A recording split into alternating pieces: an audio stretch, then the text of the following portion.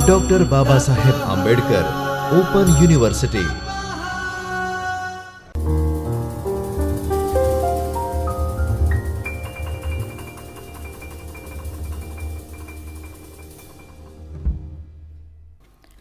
नमस्कार विद्यार्थी मित्रों, doctor Baba Saheb Ambedkar open university के चैतन्य स्टूडियो से मैं डॉक्टर राखी जैन, असिस्टेंट प्रोफेसर संस्कृत विभाग, आप सभी विद्यार्थी मित्रों का हार्दिक स्वागत करती हूँ। आज हम बीए तृतीय वर्ष संस्कृत के पेपर नंबर SKTM 306 व्याकरण, भाषा विज्ञान एवं अर्थशास्त्र, इसका विभाग 2 सिद्धांत कौमुदी के कारक प्रकरण की विभक्ति चतुर्थी एवं पंचमी की इकाई 3 पंचमी विभक्ति सूत्र 1 से 11, इसका आज हम अध्ययन करने वाले हैं। विद्यार्थी मित्रों, पिछली कक्षा में हमने पंचमी विभक्ति का प्रारंभ किया था। पंचमी विभक्ति के 5 सूत्र तक हमने अध्ययन किया था। इसके आगे छठे सूत्र से आज हम अध्ययन करने वाले हैं। तो पंचमी विभक्ति का छठा सूत्र है अंतर्धौ येन अदर्शनम इच्छति, अर्थात अंतर्धि। अंतर्धि का अर्थ होता है छिपना। छिपना अर्थ में जिससे अपने आप को छिपाना चाहता है उसकी अपादान संज्ञा होती है और उसमें पंचमी विभक्ति का प्रयोग होता है। अंतर्धो का अर्थ होता है छिपना, अर्थात कोई व्यक्ति किसी से छिपता है तो छिपना अर्थ में कोई व्यक्ति जिससे अपने आप को छिपाना चाहता है, अर्थात अध्यापक से छात्र छिपते हैं तो छात्र अपने आप को किससे छिपाना चाहते हैं? अध्यापक से छिपाना चाहते हैं। तो जिससे अपने आप को छिपाना चाह रहा है उसमें उसकी अपादान संज्ञा होगी और जिसकी अपादान संज्ञा होगी उसमें अपादान पंचमी से पंचमी विभक्ति का प्रयोग होगा। तो इस सूत्र का अर्थ है अंतर्धो येन अदर्शनम इच्छति। अंतर्धो अर्थात छिपना अर्थ में, येन अदर्शनम इच्छति, येन अर्थात जिससे, अदर्शनम जिससे अपने आप को छिपाना चाहता है, जिसको अपने आप को नहीं दिखाना चाहता है, उसकी अपादान संज्ञा होगी और उसमें पंचमी विभक्ति का प्रयोग होगा। इसको हम उदाहरण के माध्यम से देखते हैं। कृष्ण है मातुहु निलीयते। कृष्ण जो है वो माता से छिपता है। निलीयते पद का अर्थ होता है, निलीयते अर्थात छिपता है। छिपना अर्थ में निलीयते पद का प्रयोग है। कृष्ण है मातुहु निलीयते। कृष्ण किससे छिपता है? माता से छिपता है। अब यहाँ पर छिपना अर्थ तो आ रहा है, लेकिन किससे अपने आप को छिपा रहा है? कृष्ण माता से अपने आप को छिपाना चाहता है। तो जिससे अपने आप को छिपाना चाह रहा है, माता से अपने आप को छिपाना चाह रहा है, तो माता की अपादान संज्ञा होगी और उसमें पंचमी विभक्ति का प्रयोग होगा। तो मातृ शब्द की पंचमी विभक्ति का एक वचन होता है मातुहु। कृष्ण है मातुहु निलीयते। कृष्ण माता से छिपता है। दूसरा उदाहरण है अध्यापकात् छात्राः निलीयन्ते। छात्र जो हैं वो अध्यापक से छिपते हैं। यहाँ पर कौन छिप रहा है? छात्र छिप रहे हैं। किससे? अध्यापक से। तो जिससे अपने आप को छिपा रहे हैं, जिससे अपने आप को छिपाना चाहता है, उसकी अपादान संज्ञा होगी और उसमें पंचमी विभक्ति का प्रयोग होगा।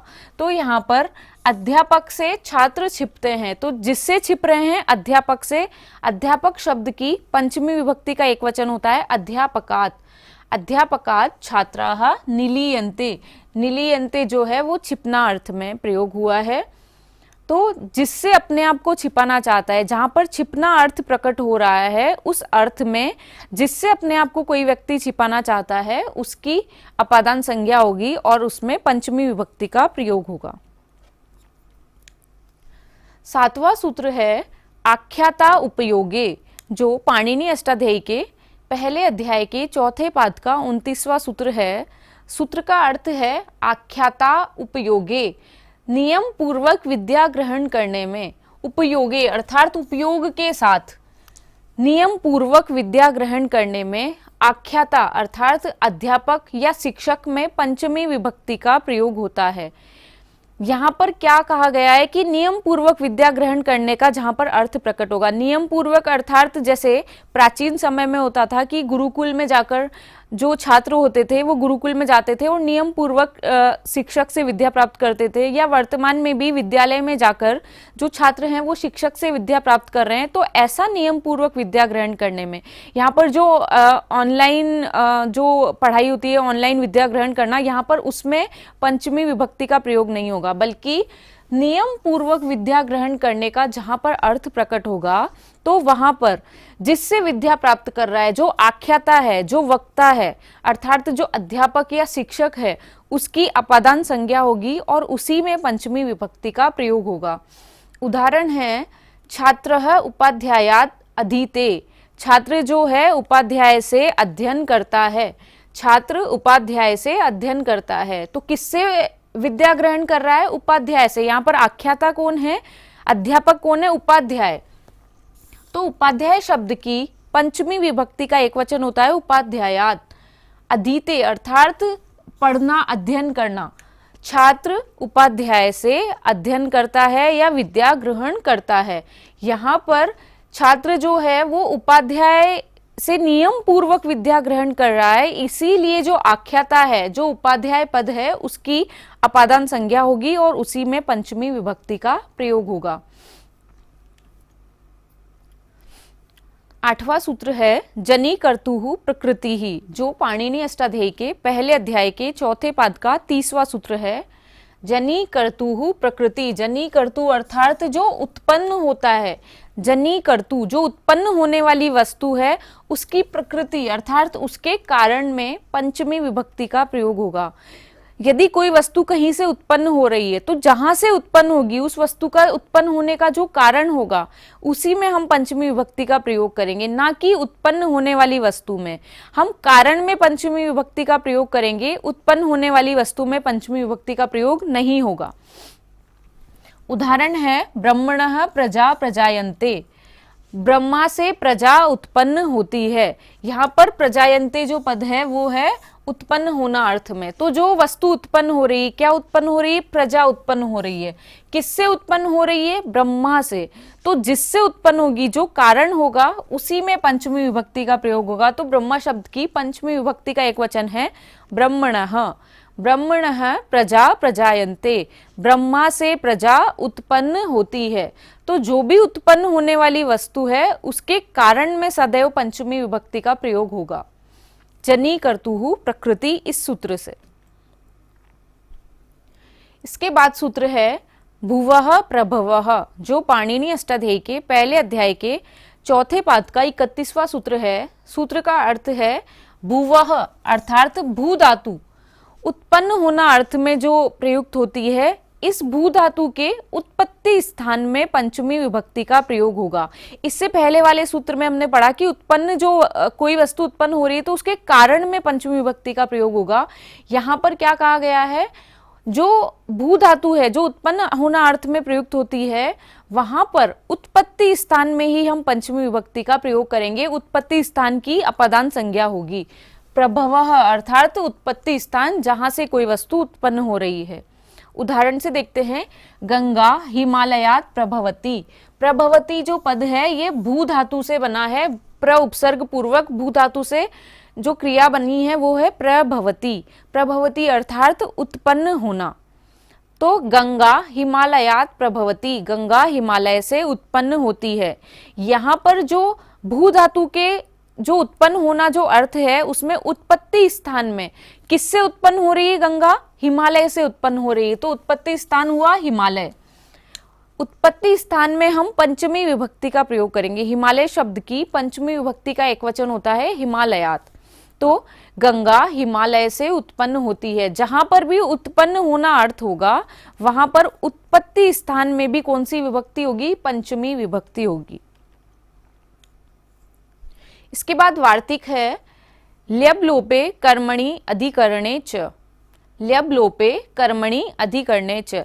ल्यब लोपे अर्थात ल्यब प्रत्ययांत का लोप होने पर, सूत्र में नाम से ही स्पष्ट है ल्यब लोपे अर्थात ल्यब प्रत्ययांत का अर्थ जब लुप्त हो जाता है तो कर्मणि अधिकरणे च, कर्म एवं अधिकरण में पंचमी विभक्ति का प्रयोग होता है। चूंकि हम पंचमी विभक्ति के सूत्र पढ़ रहे हैं तो उसी का वार्तिक है कि जहां पर ल्यब प्रत्ययांत का अर्थ लुप्त रहेगा वहां पर कर्म एवं अधिकरण में पंचमी विभक्ति का प्रयोग होगा। उदाहरण के माध्यम से इसको देखते हैं। पहला उदाहरण है प्रासादम आरूह्य प्रेक्षते। प्रासादम अर्थात महल के ऊपर, आरूह्य अर्थात चढ़कर, प्रेक्षते अर्थात देखता है, महल के ऊपर चढ़कर देखता है। यहाँ पर जो आरूह्य पद है ये ल्यप प्रत्ययांत का पद है। ल्यप प्रत्ययांत कैसे? आरूह्य शब्द में ल्यप प्रत्यय लगकर आरूह्य शब्द बना है। तो ल्यप प्रत्ययांत जहां पर प्रयुक्त होगा और ल्यप प्रत्यय का हम जहां पर लोप कर देंगे तो वहां पर कर्म एवं अधिकरण में हम पंचमी विभक्ति का प्रयोग करेंगे। तो वाक्य है महल पर चढ़कर देखता है। इसको हम कैसे बोल सकते हैं? महल से देखता है। यहां पर हम ल्यप प्रत्यय का लोप करके सीधा क्या पंचमी विभक्ति का प्रयोग करके यह वाक्य बना सकते हैं, प्रासादात प्रेक्षते अर्थात महल से देखता है। यह वाक्य भी सही है और यह वाक्य भी सही है। यहाँ पर ल्यप प्रत्यय का प्रयोग करके प्रासादम आरूह्य प्रेक्षते महल पर चढ़कर देखता है। तो यहाँ पर ल्यप प्रत्यय का हमने आरूह्य पद का लोप कर दिया और सीधा प्रासादम जो शब्द है इसको पंचमी विभक्ति में परिवर्तित करके प्रासादात प्रेक्षते अर्थात महल से देखता है, ऐसा हमने रूप बना दिया। अब ये कर्म का रूप हुआ। यहाँ पर कर्म के स्थान पर पंचमी विभक्ति का प्रयोग किया है, कर्म कारक के स्थान पर। क्यों? क्योंकि यहाँ पर प्रासादम पद है, द्वितीय विभक्ति का प्रयोग किया गया है। इसी प्रकार अधिकरण अर्थात जहां सप्तमी विभक्ति का प्रयोग और ल्यप प्रत्यय का प्रयोग किया गया है वहां पर भी हम ल्यप प्रत्यय का लोप करके और वहां पर पंचमी विभक्ति का प्रयोग कर सकते हैं। उदाहरण से देखते हैं, आसने उपविश्य प्रेक्षते, आसन पर बैठकर देखता है। आसन पर बैठकर देखता है, यहाँ पर जो उपविश्य पद है इसमें ल्यप प्रत्यय का प्रयोग किया गया है। आसन पर बैठकर देखता है, इसी को हम कैसे बोल सकते हैं? आसनात प्रेक्षते, आसन से देखता है। दोनों का अर्थ समान ही होगा, लेकिन यहाँ पर ल्यप प्रत्यय का प्रयोग किया गया है और यहाँ पर ल्यप प्रत्यय का लोप करके हमने आसन जो पद है उसमें पंचमी विभक्ति का प्रयोग कर दिया, आसनात प्रेक्षते। यह अधिकरण कारक है क्योंकि यहाँ पर सप्तमी विभक्ति का प्रयोग हुआ है, आसने उपविश्य प्रेक्षते, आसन पर बैठकर देखता है। तो इन दोनों वाक्यों में ल्यप प्रत्यय का प्रयोग किया गया था, आरूह्य पद में और उपविश्य पद में। हमने क्या किया? ल्यप प्रत्यय का यहाँ पर लोप करके और जहां पर कर्म एवं अधिकरण, कर्म कारक और अधिकरण कारक का प्रयोग किया गया है तो उसकी जगह पंचमी विभक्ति का प्रयोग करके वाक्य बनाया, प्रासादात प्रेक्षते और आसनात प्रेक्षते। ये दोनों वाक्य ही सही होंगे। इस सूत्र से हमने पंचमी विभक्ति का यहाँ पर प्रयोग किया है। इसके बाद एक और वार्तिक है, गम्य मानापि क्रिया कारक विभक्ति नाम निमित्तम। इस वार्तिक का अर्थ है कि गम्य मानापि क्रिया कारक विभक्ति नाम निमित्तम अर्थात अध्याहार या अनुमान से प्राप्त होने वाली जो गम्यमान क्रिया है वो भी कारक विभक्तियों के प्रयोग में निमित्त बनती है। यहाँ पर यह कहा गया है कि अनुमान से यदि कोई प्राप्त होने वाली गम्यमान क्रिया है या जहाँ पर हम सिर्फ अनुमान से पूरा वाक्य का अंदाजा लगा सकते हैं कि यहाँ पर कोई व्यक्ति क्या कहना चाह रहा है, तो वहां पर भी कारक विभक्तियों का प्रयोग किया जा सकता है। तो वहां पर हम कौन सी विभक्ति का प्रयोग करेंगे? पंचमी विभक्ति का प्रयोग करेंगे। जैसे कोई व्यक्ति पूछता है कि तुम कहाँ से आ रहे हो, कस्मात् त्वम, तुम कहाँ से आ रहे हो, तो कोई जवाब में बोलता है कि गांव से आ रहा हूं या नदी से आ रहा हूं। सिर्फ वह व्यक्ति इतना कहता है कि गांव से या नदी से। किसी ने पूछा कि कहाँ से आ रहे हो तो उसका जवाब दिया गांव से। तो आगे कोई व्यक्ति अपने आप उसका अनुमान लगा लेगा कि यह व्यक्ति कहना चाह रहा है कि गांव से आ रहा हूं। अगर यहाँ पर आगतो अस्मि, जैसे ग्रामतः आगतो अस्मि, गांव से आ रहा हूं, आगतो अस्मि नहीं बोला तो भी हम समझ जाएंगे कि ग्रामतः है अर्थात गांव से वह व्यक्ति आ रहा है।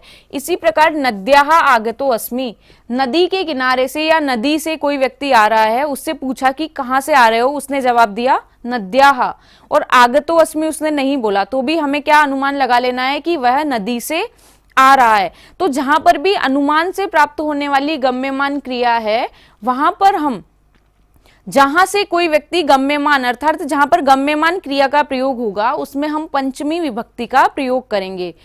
यहाँ पर नद्याः और ग्रामतः जो पद है यहाँ पर पंचमी विभक्ति का इन्होंने प्रयोग किया है। तो यह वार्तिक कहता है कि अनुमान से प्राप्त होने वाली या अध्याहार से प्राप्त होने वाली जो गम्यमान क्रिया होती है वो भी कारक विभक्तियों के प्रयोग में निमित्त बन जाती है, वो भी कारक विभक्तियों के प्रयोग में कारण बन जाती है। तो विद्यार्थी मित्रों, आज हमने जो पंचमी विभक्ति है उसके आगे के कुछ सूत्रों का अध्ययन किया। अभी पंचमी विभक्ति के आगे कुछ सूत्रों का अध्ययन हम आने वाली कक्षा में करेंगे। तब तक के लिए धन्यवाद। स्वाध्यायः परः